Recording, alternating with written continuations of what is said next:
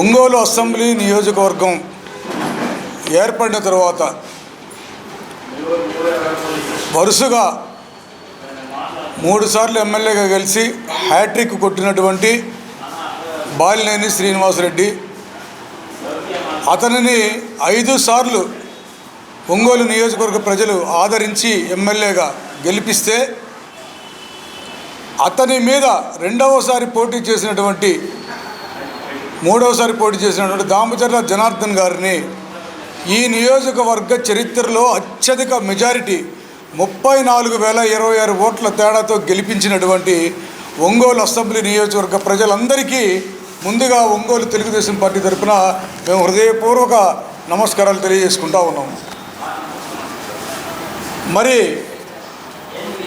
చరిత్రలో అత్యంత హీనంగా ఒంగోలు అసెంబ్లీ నియోజకవర్గ చరిత్రలో అత్యంత హీనంగా 34,000 ఓట్ల తేడాతో ఓడిపోయి కౌంటింగ్ జరుగుతూ ఉంటే 3వ రౌండ్లోనే లెగిసి కొడుకుని తీసుకొని హైదరాబాద్ పారిపోయిన బాలినేని శ్రీనివాసరెడ్డి ఏ రకమైనటువంటి స్టేట్మెంట్ ఇచ్చాడో ప్రజలందరికీ చూపించాల్సినటువంటి బాధ్యత మా మీద ఉంది.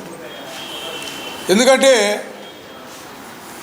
ప్రత్యేకించి 2019 నుంచి 2024 వరకు ఈ నియోజకవర్గాన్ని ఒక అసాంఘిక కార్యకలాపాల అడ్డాగా, గంజాయి దాగా వాళ్ళకి ఒక కేంద్రంగా, మాదక ద్రవ్యాలకు అలవాటు పడి, మందు చందనకు అలవాటు పడి అల్లరి చిల్లరకు తిరిగే యువకులను తయారు చేసేటువంటి ఒక కార్ఖానాగా తయారు చేసినటువంటి ఈ బాలినేని శ్రీనివాసరెడ్డి నిన్న 5 సార్లు శాసనసభ్యునిగా, మంత్రిగా ఆదరించిన నియోజకవర్గ ప్రజల్ని అందరినీ, వాళ్ళ కార్యకర్తల్ని, వాళ్ళ పార్టీ నాయకుల్ని అందరినీ కూడా మోసం చేసి 3వ రౌండ్లో ఎవరికి చెప్పాబెట్టకుండా హైదరాబాద్ పారిపోయి ఏమని స్టేట్మెంట్ ఇచ్చాడో మీరు ఒక్కసారి ఈ పేపర్ని ఒక్కసారి ఆయన ట్వీట్ చేశాడు, చూపించండి ప్రజలందరికీ. ఏమనుందంటే, పవన్ కళ్యాణ్ గారిని ఉద్దేశించి పెట్టాడు ఆయన, బాలినేని శ్రీనివాసరెడ్డి గారు. అఖండ విజయం సాధించిన పవన్ కళ్యాణ్ గారికి హృదయపూర్వక శుభాకాంక్షలు. హింసాత్మక ఘటనలకు తావు లేదని నిన్నటి రోజున మీరిచ్చిన సందేశం హర్షణీయం.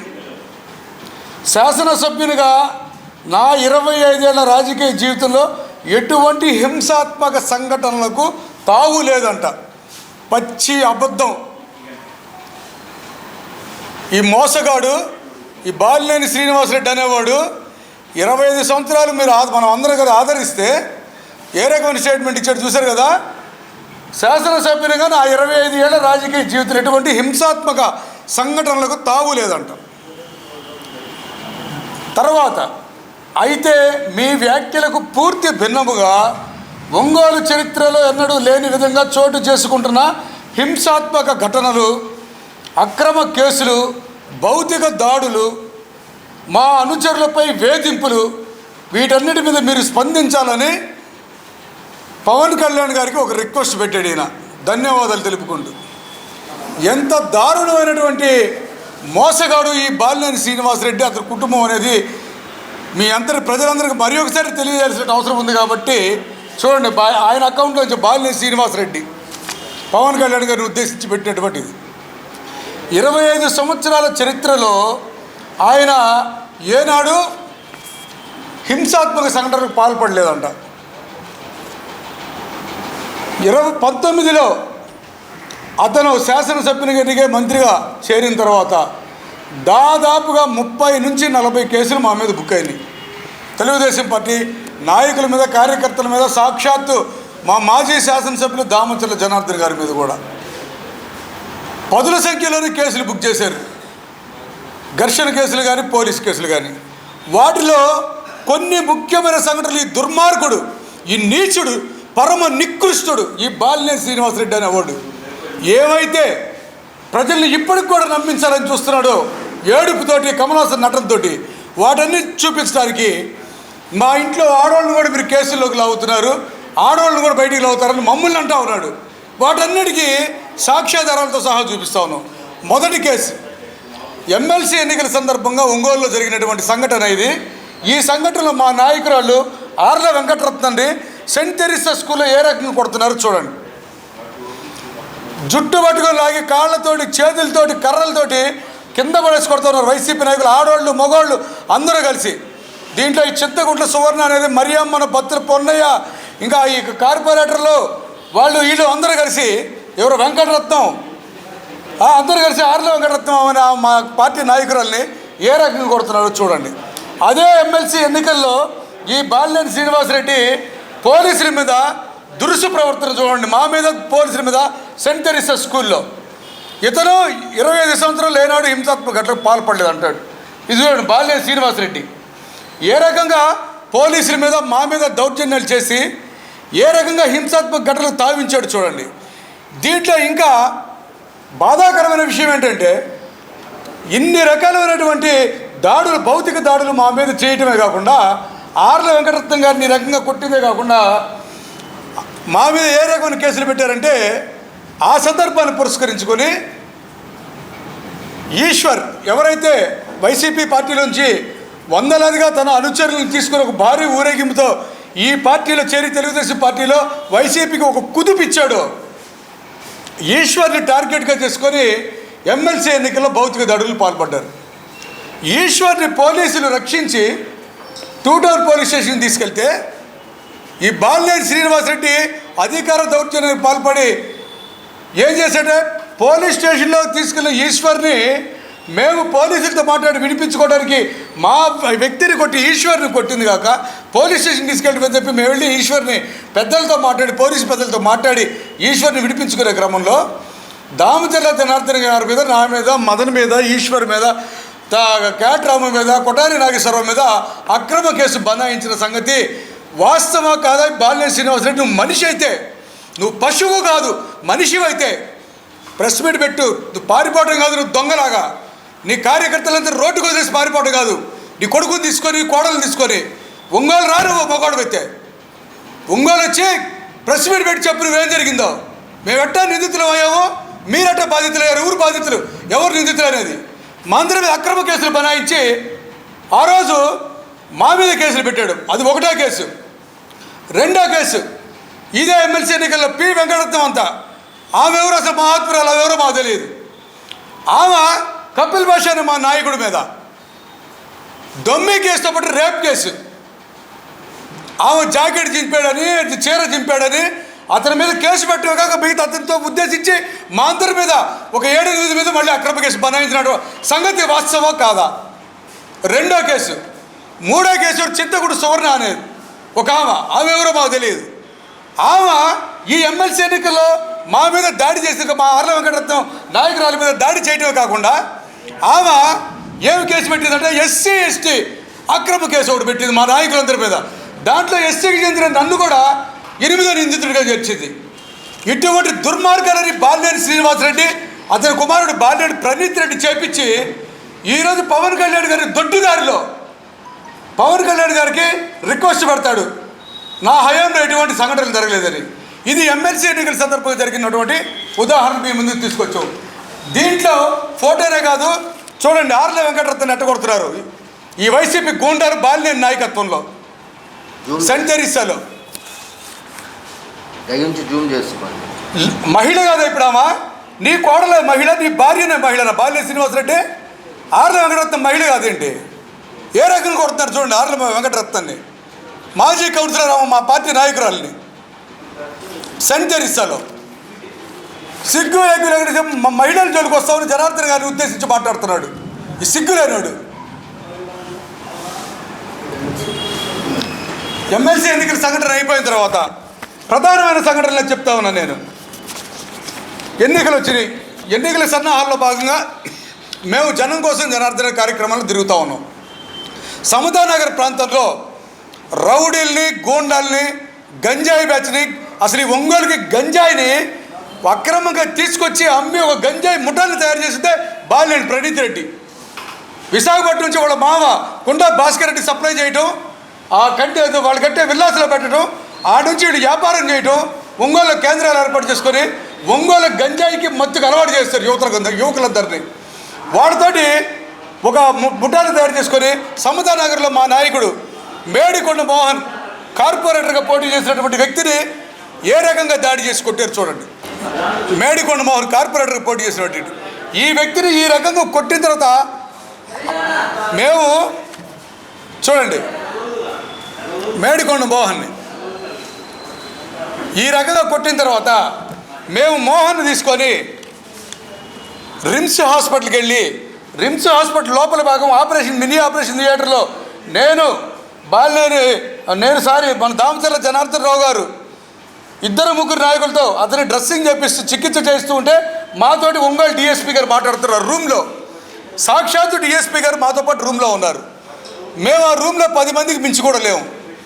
ఈ రూమ్లో మేము మాట్లాడుతూ ఉంటే బాలినేని శ్రీనివాసరెడ్డి అనుచర గణంతో గూండాలతోటి ఆ అరాచక శక్తులతో గంజాయి పేస్తాడు మత్తు మందులకు అలవాటు పడ్డ వాళ్ళందరినీ వేసుకొని ఇడిగో బాలినేని శ్రీనివాసరెడ్డి వాళ్ళ కొడుకు ప్రణీత్ రెడ్డి రిమ్స్ హాస్పిటల్ ఆవరణలో 2000 మందితో రిమ్స్ హాస్పిటల్ మీద దాడి చేసి మమ్మల్ని కొట్టమే కాక పోలీసుల్ని ఏ రకంగా బెదిరించి సాక్షాత్తు అడిషనల్ ఎస్పీ నాగేశ్వరరావు గారికి వార్నింగ్ ఇస్తున్నాడు ఈ బాలినేని శ్రీనివాసరెడ్డి. చూడండి, అడిషనల్ ఎస్పీ నాగేశ్వరరావు గారు పోలీస్ అధికారులు బెదిరించి చేయి చూపించి అదే సందర్భంగా మేము ఆపరేషన్ థియేటర్ లోపల ఉంటే ఆపరేషన్ థియేటర్ బయట తలుపులు బద్దలు కొట్టమంటున్నాడు. మేము ఉన్న తలుపులు వీడుగో బాలినేని శ్రీనివాసరెడ్డి బద్దలు కొట్టి నన్ను జనార్దన్ బయటికి లాగాలంట. మేము మేడికొండ మోహన్కి చికిత్స చేపిస్తూ ఉంటే ఇటువంటి దుర్మార్గాలు చేసింది కాకుండా ప్రణీత్ రెడ్డి బాలినేని శ్రీనివాసరెడ్డి రిమ్సార్లో మా కార్ల మీద దాడి చేసి మమ్మల్ని అందరినీ చంపడానికి తన్నడానికి ప్రయత్నించి కార్లు ధ్వంసం చేస్తే ప్రజలందరూ తెలుసుకోవాల్సిన ఆశ్చర్యకరమైన అంశం ఏంటంటే ఈ కేసులో మా మీద కేసులు కట్టారు. ఈ రౌడీ నా కొడుకుల్ని గూండాలు దుండగల్ని మొత్తాన్ని పక్కన పెట్టి ఈ బాలినేని గారి బ్యాచ్ని ప్రణీత్ రెడ్డి గారి బ్యాచ్ని గంజాయి నా కొడుకుల్ని మా మీద దాడి చేసిన వాళ్ళని చదువుకున్న వాళ్ళు సభ్యత్తున్న వాళ్ళు మా నాయకులు ఎవడన్నా ఈ రోజైనా బ్లడ్ టెస్ట్ చేయించుకోవడానికి రెడీ ఏ ల్యాబ్కి తీసుకెళ్తారు మా కార్యకర్తలు అయినా సరే మొత్తం మందిగా గంజాయి బ్యాచ్కి అలవాటు పట్టి ఈ గూండాలందరితో దాడి చేసి మా మీద దాడి చేసి మమ్మల్ని కొట్టి మా అందరి మీద అక్రమ కేసులు బనాయించడమే కాకుండా 96 కేసు నంబరు ఆ కేసులో రౌడీ షీట్లు తెరవడానికి ప్రయత్నించారు వైసీపీ హయాంలో.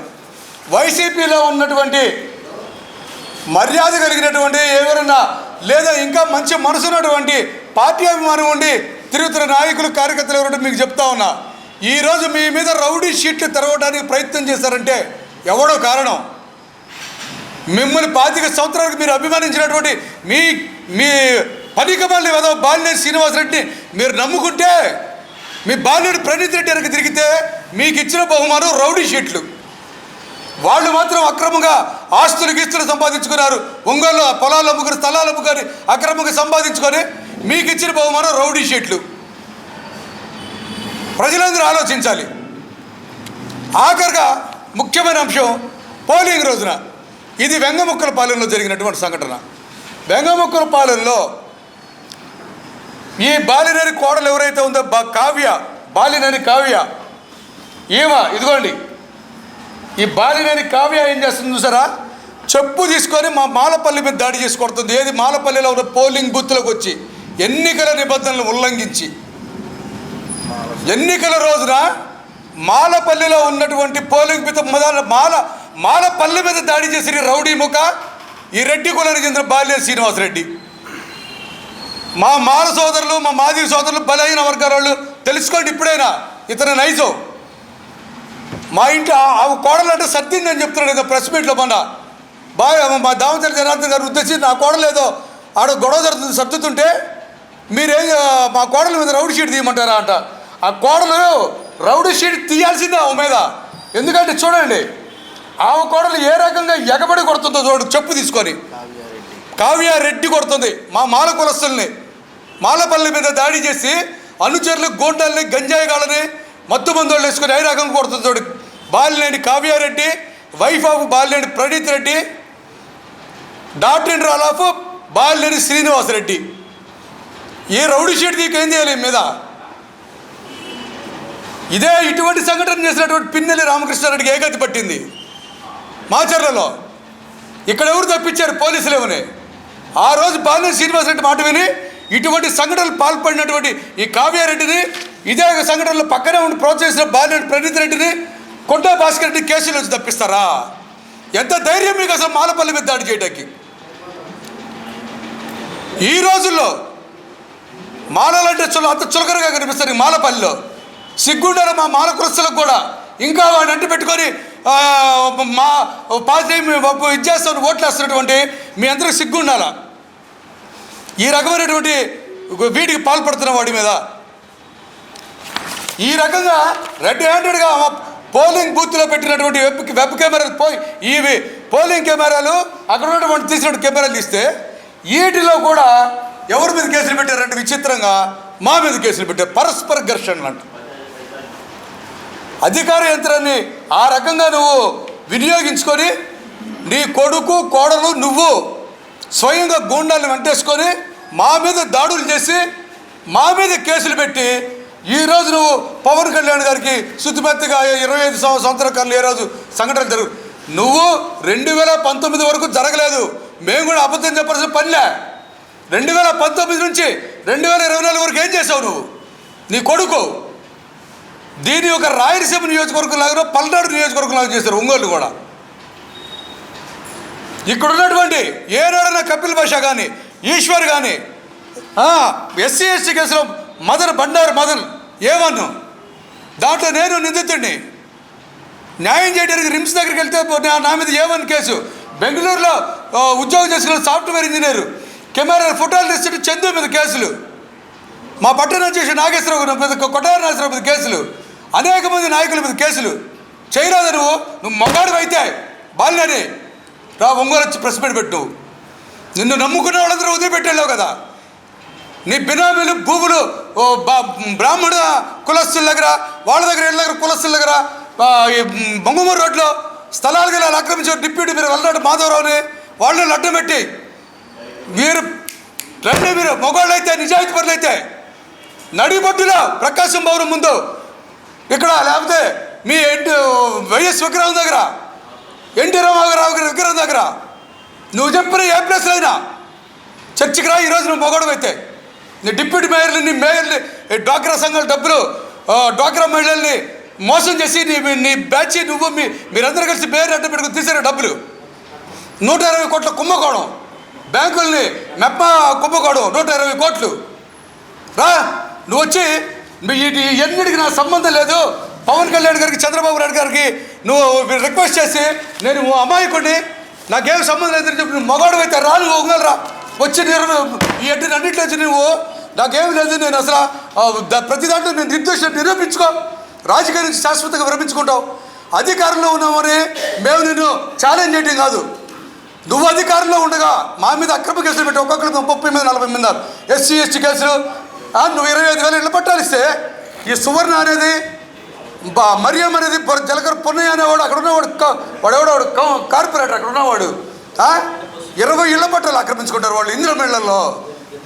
వెన్నపూస వెంకటేశ్వర రెడ్డి అనేవాడు కార్పొరేటరు, నీ నాయకులు కార్పొరేటర్లు మీరందరూ జర్నలిస్ట్ కాలనీ అవతల 20 ఇళ్ల పట్టాలు హైకోర్టులో ఉంటే హైకోర్టు నిబంధనలు బేఖాతరు చేసి మీరు ఆ స్థలాలను ఆక్రమించుకుంటారా?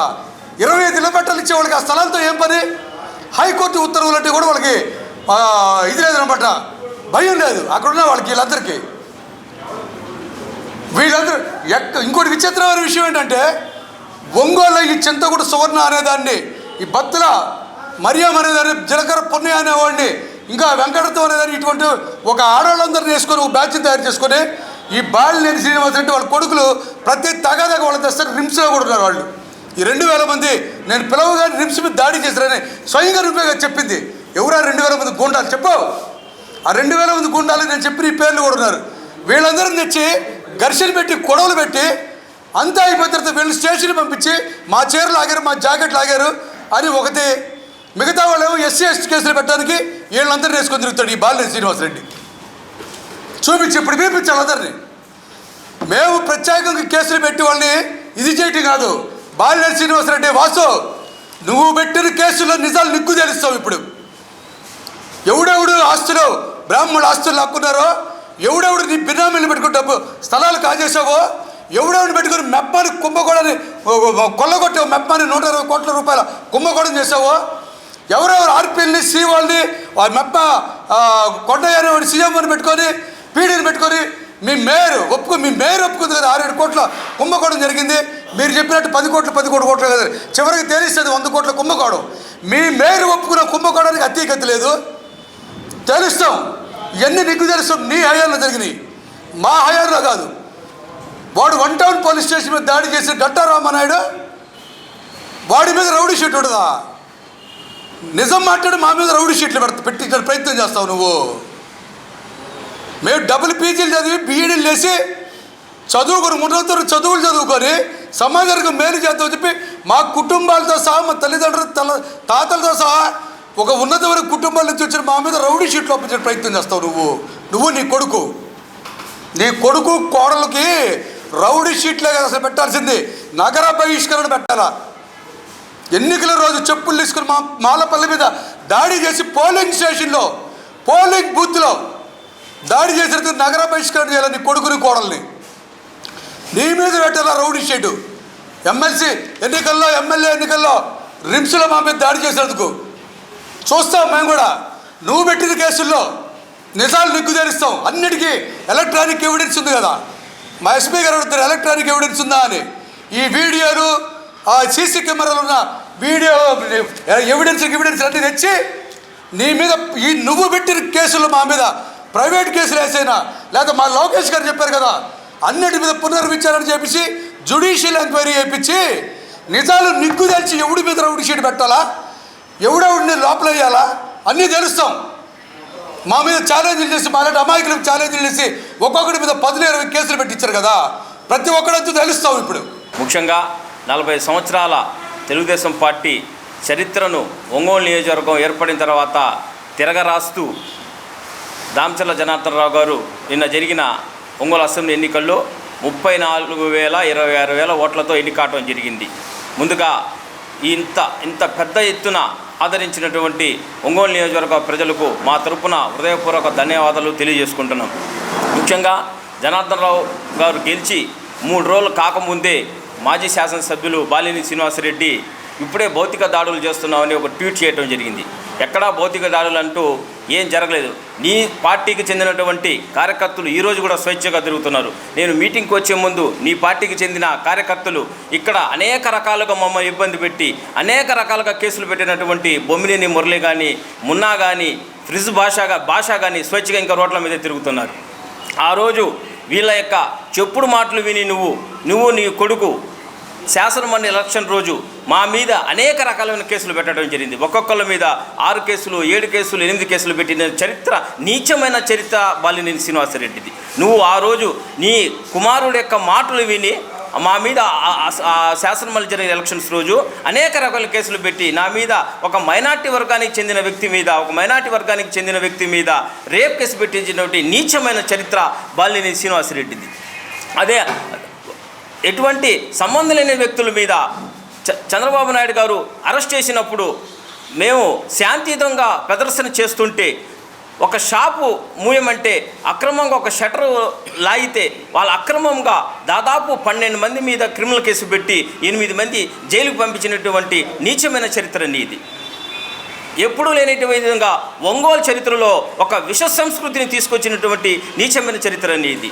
నువ్వు నీ పక్కన సింగిల్ ఓటర్ గాళ్ళని, బ్రోకర్ గాళ్ళని తిప్పుకొని ఈరోజు నీకు కర్మ, నీకు గతి పట్టిందని మీ పత్రికా విలేకరుల సమావేశంగా తెలియజేస్తున్నావు. నీకు ఇంకా బాలినేని శ్రీనివాసరెడ్డి నీకు రాజకీయ చరిత్ర అంటూ లేదు. నీ రాజకీయ చరిత్ర నిన్నటితో సమాప్తం. నువ్వు ఎప్పుడైతే కార్యకర్తలను ఇబ్బంది పెట్టి తెలుగుదేశం పార్టీ కర్తల్ని ఇబ్బంది పెట్టడం మొదలుపెట్టావు, ఒంగోలు నియోజకవర్గంలో ₹1 కూడా ఎక్కడైనా అభివృద్ధి పనులు చేయకుండా ఆ రోజు నుంచి చరిత్ర అనేది సమాప్తమైంది తెలియజేస్తూ ఇప్పటికైనా భవిష్యత్తులో నువ్వు ఓడిపోయి ఇక్కడ ఈ రోజు నుంచి నీ కార్యకర్తలు బతిలాడుకుంటున్నారు. అయ్యా తప్పైపోయింది, క్షమించండి, ఏదో ఆవేశంలో చేశాం, ఈరోజు బాలినేని శ్రీనివాసరెడ్డి మమ్మల్ని పట్టించుకోవటం లేదు, మేము మీ పార్టీల కోసం మీ కార్యకర్తలే మా నాయకుడు దామచర్ల జనార్దన్ రావు గారికి ఫోన్ చేసి బతిలాడుకుంటున్నారు. పార్టీకి కష్టకాలంలో అండ ఉండాల్సిన టైంలో హైదరాబాద్కు పారిపోయిన నీచ సంస్కృతిని ఇదని మీ విలేకరుల సమావేశంగా తెలియజేస్తాం. ఎప్పటికైనా మేము అనవసరంగా ఎవరు జోలికి పోము. అయితే ఎవరైతే మమ్మల్ని ఇబ్బంది పెట్టారు, మమ్మల్ని పోలీస్ స్టేషన్ల చుట్టూ కోర్టుల చుట్టూ తిప్పుతున్నారు,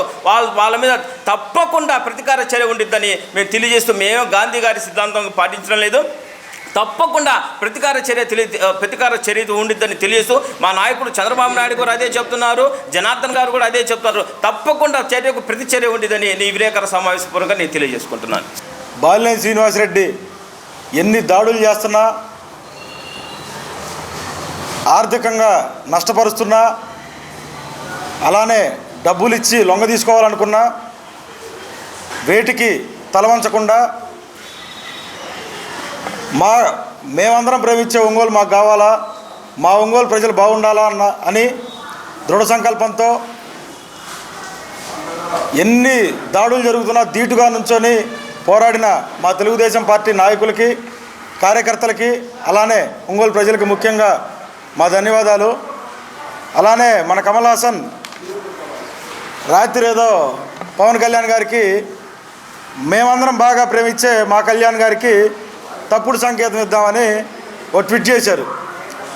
కమల్ హాసన్, మీరు ముందు గుర్తుపెట్టుకోవాల్సింది, మీలాగా 11 సీట్లు ఉన్న పార్టీగా జనసేన పార్టీ ఈరోజు చాలా బలంగా 21 సీట్లు గెలుచుకొని 2 పార్లమెంట్ స్థానాలను కైవసం చేసుకొని వాళ్ళు పోటీ చేసిన దగ్గర క్లీన్ స్వీప్ చేసిన పార్టీ. వాళ్ళకి ప్రతి ఒక్కటి ఒక ఇంటెలిజెన్స్ ఉంటుంది, ఒక గ్రౌండ్ రిపోర్ట్ ఉంటుంది. నువ్వేదో ఈ ట్వీట్ పెట్టంగానే మా కళ్యాణ్ గారు లేకపోతే మా జన సైనికులు ఎక్కడ నిజంగా ఏదో జరిగిపోతుందని ఆలోచించే పరిస్థితులు ఉండవు. నువ్వు కేవలం ఈ ట్వీట్ నువ్వు సేఫ్ జోన్లో ఉండడానికి, రాష్ట్రం మొత్తం నీ వైపు చూడటానికి చేసుకున్న ట్వీట్ ఇది. రెండోది, ఒంగోలు ప్రజానీకానికి అందరికీ తెలుసు, ఈరోజు మా మీద ఎమ్మెల్సీ దాడుల్లో ఇప్పుడు నా మీదే దాడి జరిగింది. ఆ రోజున నువ్వు మొన్నటిదాకా సానుభూతి కోసం, కేవలం సానుభూతి కోసం నా కోడల మీద, నా కోడలను అన్నావు. మేము అలా చెప్పుకోవాల్సి వస్తే ఆ రోజున నా మీద దాడి చేశారు. నా భార్యా పిల్లలు చెన్నైలో ఉంటే నీ పోలీస్ వ్యవస్థ ఆ రోజు నీ చేతుల్లో ఉంచుకొని నా భార్యా పిల్లల్ని ఇబ్బంది పెడితే నేను వస్తానని చెన్నై దాకా పంపించారు మీరు. కానీ నీలాగా స్వార్థం కోసమో, నీ రాజకీయం కోసమో, లేకపోతే ఇంకో పేరు కోసమో మేము ఎప్పుడు చెప్పుకోవాలా. ఎందుకంటే మాకు సానుభూతితో వచ్చే ఓట్లో, లేకపోతే రాజకీయ సానుభూతితో మాకు అవసరంలే. ప్రజల్లోకి వెళ్ళి మా నాయకుడు చేసిన అభివృద్ధి, 5 సంవత్సరాల్లో మా నాయకుడు చేసిన అభివృద్ధి, మంచితనం, ఎలాంటి కక్ష సాధింపులు చర్యలు చేయకుండా అవి చెప్పుకోగలిగితే చాలనుకున్నాం కాబట్టి చెప్పలే. ఈరోజు కూడా మా భార్య పిల్లల్ని అన్నావని బయటికి చెప్పుకోవడానికి కారణం నీ ట్వీటే. ఎందుకంటే ఇంకా సిగ్గు లేకుండా జనాల్ని, ఒంగోలు ప్రజల్ని మోసం చేద్దాం అనుకుంటున్నావు. ఏం హింసాత్మక ఘటనలు జరిగినాయని మేము అడుగుతున్నాం. ఆ రోజున 25 సంవత్సరాలు అంటే జనాలు పాపం 20 సంవత్సరాలు మర్చిపోయి ఉండొచ్చు. కాబట్టి 5 సంవత్సరాలు మాట్లాడుకుంటే బ్రాహ్మణ భూములు, ఆ రోజు బ్రాహ్మణులను ఇబ్బంది పెట్టి వాడి మీద దాడులు చేసిన వ్యక్తులు, డిప్యూటీ మేయర్ చక్కగా హాయిగా తిరుగుతున్నాడు రోజు. ఇంకా వాళ్ళ గాయాలు దక్కల బ్రాహ్మణ కుటుంబాలకి. మేము గెలిచి 5 రోజులు అయింది, కానీ డిప్యూటీ మేయర్ హాయిగా బయట తిరుగుతున్నాడు. తర్వాత నీ మీద ప్రశ్నించిన ఎంతోమంది దళిత సోదరుల్ని ఇబ్బందులు పెట్టావు, దాడులు చేసావు, కేసులు పెట్టావు. ఆ కేసులు పెట్టిన వాళ్ళు హాయిగా బయట తిరుగుతున్నారు. ఈరోజు మా మీద ఎమ్మెల్సీ ఎలక్షన్లో దాడి చేసిన ప్రతి వ్యక్తి బయట తిరుగుతున్నారు. అలానే మా మేడికొండ మోహన్ అన్నని దాడి చేసి రక్తం వచ్చింది ఆ రోజు. ఆ వ్యక్తులు ఇంకా హాయిగా బయట తిరుగుతున్నారు. వాళ్ళకేమీ, మా మోహన్ అన్నకి రక్తం అన్నా వచ్చింది, వాళ్ళకి ఇంకా వాపు కూడా రాలా, ఇంకా ఏమీ జరగల. ఎందుకు నువ్వంత ఉలిక్కిపడి నీ సేఫ్ జోన్ కోసం? మేము అది పోతే యంగంపాలెంలో మా దళిత సోదరుల మీద కావ్యారెడ్డి గారు, బాలినేని ప్రణీత్ రెడ్డి, బాలినేని శ్రీనివాసరెడ్డి, కుండా భాస్కర్ రెడ్డి మా మాలపల్లె మీద దాడి చేసి మా ఆడబిడ్డలకి ఇంకా మీరు చేసిన దాడిలో ఇంకా వాళ్ళకు ఇంకా దెబ్బలు తగ్గలేదు, ఆ వాపులు తగ్గల, ఇంకా మీరు స్వేచ్ఛకు తిరుగుతున్నారు. మా మీద దాడి చేసి మేము గెలిచిన తర్వాత 22 రోజులు వాళ్ళని బయటికి పంపించేసి మేము గెలిచిన తర్వాత వచ్చే పరిస్థితులకు తెచ్చావు. ఇంకైనా సిగ్గు తెచ్చుకో. ఈరోజు ఈ ట్వీట్ పాపం అమాయకులైన వైసీపీ కార్యకర్తలు, నాయకుల్ని మీద దాడి మేము చేయాలని గుర్తు చేస్తున్నట్టు నువ్వు ట్వీట్ చేసావు. ఏ వైసీపీ అమాయకులు, కార్యకర్తల మీద అలాంటి దాడులు చేసే సంస్కృతి మాది కాదు. నువ్వేదైనా మమ్మల్ని హింసించిన నాయకుల్ని మేము మర్చిపోతున్నామని గుర్తు చేసి చేయాలనుకుంటే మీరు మా కళ్యాణ్ గారికి ట్వీట్ చేయాల్సింది, మా జనార్దన్ గారికి ట్వీట్ చేయండి. జనార్దన్ గారు మిమ్మల్ని ఎంత హింసించాం, అయినా మీరు ప్రతిచర్య తీసుకోవట్లేదు, మా వాళ్ళందరూ హాయిగా తిరుగుతున్నారు, నువ్వు దాడి చేస్తే కదా మేము ఇక్కడికి వచ్చి ఏదో డ్రామా చేస్తా తిరిగేది, నువ్వు ఆ దాడి చేయకపోతే ఎట్టా అని ఒక ట్వీట్ చేయి, మా నాయకుడి చేత ఒక సైగో ఒక మాట చెప్పించు, ఆ రోజు నువ్వు కోరుకుంటున్నది నీకు నెరవేర్చి పెడతాం. నువ్వు కోరుకుంటున్నావు కదా ప్రతిచర్య, మేము వద్దనుకుంటున్న ప్రతిచర్య, మా నాయకుడికి పెట్టి నువ్వు ట్వీట్, అంతేగాని ఊరక ట్వీట్లు పెట్టి మమ్మల్ని రెచ్చగొట్టాలని చూడమాక. రెండో అంశం, మీ మీద దాడులు చేయాలంటే ఆ రోజే చెప్పాం 2 సంవత్సరాల క్రితం. మాకేదో అధికారం వస్తే దాడులు చేయాల్సినంత చిన్నపిల్లలం కాదు, లేకపోతే ఇంకోటి కాదు. 5 నిమిషాలు ఓర్చుకుంటే పోయే ప్రాణం కోసం మా ఆత్మగౌరవాన్ని చంపుకొని మేము అధికారం వచ్చిన దాకా ఉందామని ఆలోచిస్తాం. ఒకవేళ దాడులు చేయాలనుకుంటే ఆ రోజే చేసేవాళ్ళం. దానికి ఈ రోజున్న అధికారంతో పనిలే. నువ్వు ముందుగా ఇలాంటి డ్రామాలు ఇలాంటి యాక్షన్లు ఆపి నిజమైన మేము ప్రతిదాడికి వెళ్ళాలనుకోవట్లా, నువ్వు ఇలాంటి రెచ్చగొట్టి ప్రతిదాడి చేయాలని కోరుకోమాక. దామచర్ల జనార్దన్ గారు అసెంబ్లీ పుట్టిన కాడి నుంచి ఒంగోలు నియోజకవర్గంలో 34,210 భారీ మెజారిటీతో గెలిచి చరిత్ర సృష్టించిన మా దామచర్ల జనార్దన్ గారు ఆయన కోసం కష్టపడి ఈ 5 ఏళ్ళు అనేక దాడులకి అనేక కేసులకు తట్టుకొని కష్టపడి అధికారంలో రావడానికి కష్టపడినటువంటి మా డివిజన్ అధ్యక్షులు, బూత్ ఇన్ఛార్జీలు, మా తెలుగు మహిళలు, జనసేన మహిళలు అందరికి కూడా పాదాభివందనాలు. ముందుగా ఈ కమల్ హాసన్ శిశింద్రి కొత్త నాటకానికి మళ్ళీ తెరలేపారు. ఈ 5 ఏళ్ళు మా మీద అనేక రకమైన ఎస్సీ ఎస్టీ కేసులు పెట్టి, అనేక రకమైన దొమ్మి కేసులు పెట్టి, రేప్ కేసులు పెట్టి, అనేక రకాలుగా మమ్మల్ని అందరినీ ఇబ్బంది పెట్టి, మేము ఇంకా ప్రమాణ స్వీకారం కూడా చేయలే మా నాయకుడు. అప్పుడే ఏదో జరిగిపోతుంది అని ట్వీట్లు చేసి అతనేదో లబ్ధి పొందాలని ప్రయత్నం స్టార్ట్ చేశాడు. అప్పుడే మీరు ముఖ్యంగా మా నాయకుల్ని ఎమ్మెల్సీ ఎలక్షన్స్ అప్పుడు ఈశ్వర్ని, నన్ను, కపిల్ భాష, శశికాంతనని మేమందరం కూడా మా మీద అనేక రకమైన కేసులు పెట్టి, మా మీద దాడులు చేసి మా మీద కేసులు పెడితే మేము ఊరు వదిలిపెట్టి వెళ్ళిపోయి హైకోర్టులో బెయిల్ తెచ్చుకున్న పరిస్థితి. మా కుటుంబాలను ఎన్నో రకాలుగా ఇబ్బంది పెట్టాడు. ఆర్థికంగా ఇబ్బంది పెట్టావు నువ్వు. ఈశ్వర్ని పారిపోయి ఏడో దాంకుని ఉంటే ఈశ్వర్ని తేవడం కోసం వాళ్ళ ఇంట్లో మహిళలు చెన్నైలో ఉంటే చెన్నైకి కూడా పోలీసులను పంపించి వాళ్ళు రోడ్ల మీద ఆటోల్లో తప్పించుకొని తిరిగిన పరిస్థితి. ఇది నిజం. ఈరోజు కూడా ఈశ్వర్ ఇది బయట చెప్పలా. ఎందుకు? ఇటువంటి దీనికోసం సానుభూతి పొందాల్సిన అవసరం లేదు. మనం కష్టపడాలి, మళ్ళీ పార్టీని అధికారంలోకి తేవాలని ఒక ఉద్దేశం. ఏ రోజు మా బాధలో చెప్పుకోలేదు. మమ్మల్ని ఎన్నో రకాలుగా ఎన్ని ఇబ్బందులు పెట్టారనేది కూడా ఈ రోజుకి మేము చెప్పలా. మమ్మల్ని ఆర్థికంగా అన్ని రకాలుగా అనగదొక్కారు. మా నాయకుల్ని ఎన్నో రకమైన కేసులు పెట్టి, శశికాంత్ అన్న వాళ్ళ ఇంట్లో వాళ్ళు ఏ రోజు ఎప్పుడు ఎవరో కూడా తెలియదు, వాళ్ళ ఇంట్లో వాళ్ళ మీద కూడా కేసులు పెట్టారు. రాజకీయంగా తిరుగుతుంది శశికాంత్ అన్న, వాళ్ళ ఇంట్లో వాళ్ళతో ఏం సంబంధం? ఎన్నో రకమైన దౌర్జన్యాలు అన్నీ చేసి నువ్వు ఈరోజు కొత్త రకమైన నాటకానికి తెరలేపావు కమల్ హాసన్.